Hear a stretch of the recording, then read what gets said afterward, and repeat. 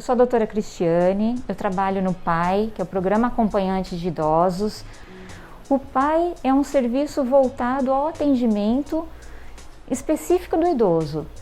E a principal peça do PAI são os acompanhantes, que vão até a casa dos idosos prestar assistência, companhia e ajudar o idoso a permanecer na sua autonomia e na sua independência. Nós vamos falar hoje então sobre um assunto muito recorrente e muito atual, especialmente em tempos de pandemia, né? Depressão. Depressão é frescura? O que é a depressão? Depressão, em primeiro lugar, é uma doença, não é frescura. E a depressão, ela é um conjunto de sintomas e sinais que podem aparecer desde uma pessoa mais jovem até uma pessoa mais idosa. Mas no nosso caso, a gente vai conversar um pouquinho mais sobre a depressão no idoso. E a depressão no idoso tem uma particularidade.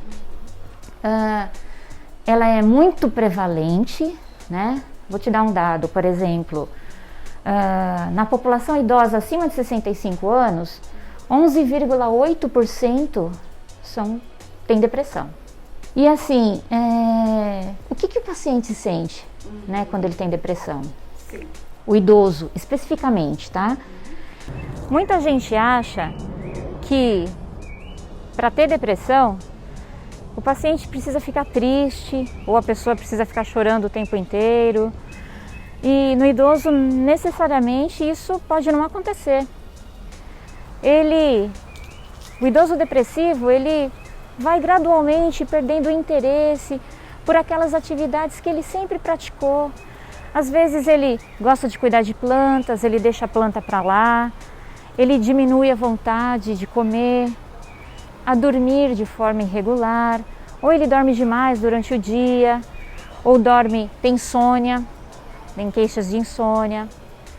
Ele passa a ter sintomas de dores. Essas dores podem ser localizadas, generalizadas, mas ele pode ter mais queixas de dor. Então, não necessariamente o sintoma vai ser a tristeza. Ele vai apresentar outros sintomas.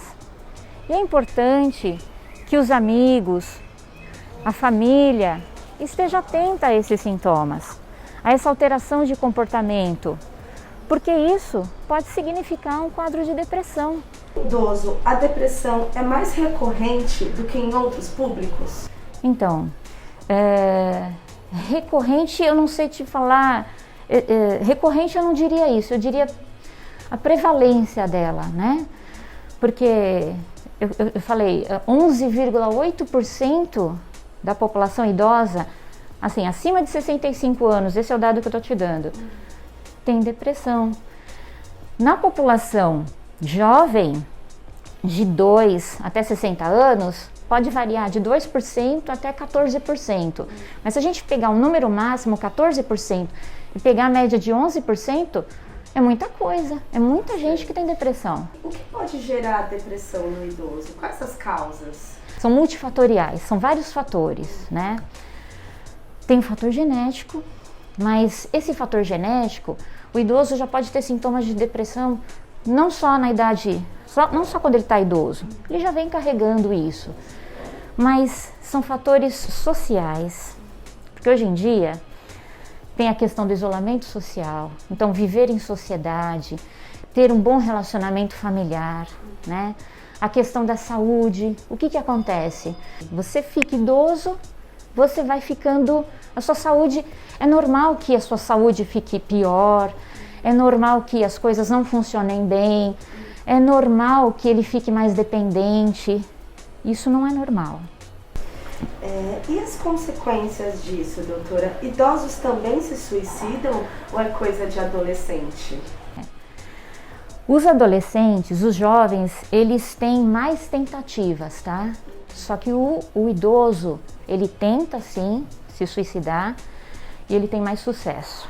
Existem trabalhos que mostram que um idoso que tem depressão tem 2 vezes mais chance de se suicidar do que aquele que não tem depressão. Então, o idoso se suicida? Sim, ele se suicida. O idoso se suicida, ele tem sucesso na sua tentativa, ele não avisa seus familiares, e quando ele não tem sucesso, como ele está muito mais frágil, ele tem uma saúde mais frágil, a tentativa pode fazer com que ele fique muito mais doente depois disso. Então é importante que a família e os amigos valorizem sim os sintomas de depressão e estejam atentos para prestar auxílio para essa pessoa. E visto que o custo do cuidado é sempre menor do que o custo do reparo, como prevenir isso, né? Ou como ajudá-lo, como prevenir? Né? Como prevenir depressão? Como prevenir que o idoso se suicide? Né?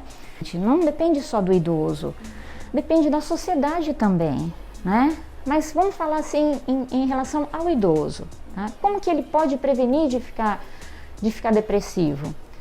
Relacionamento familiar, é bom que a família esteja presente, que ele receba visitas na medida do possível. Se não recebe visita, vamos fazer uma ligação, vamos nos importar com ele.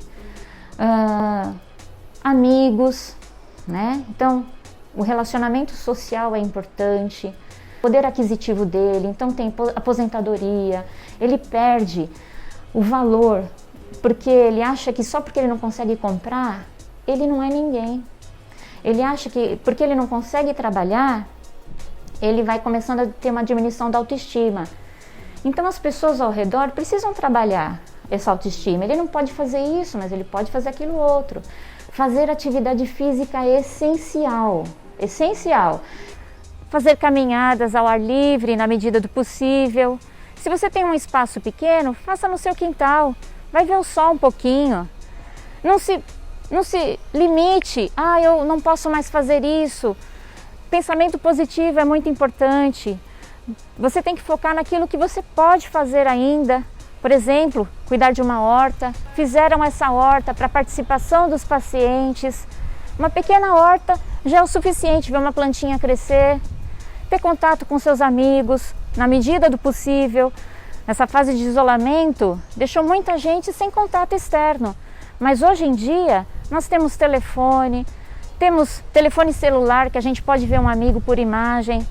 Então, é muito importante manter o contato social, manter o contato com a família, se cuidar, tomar medicação certinho para que você tenha a sua independência e tudo isso vai melhorar.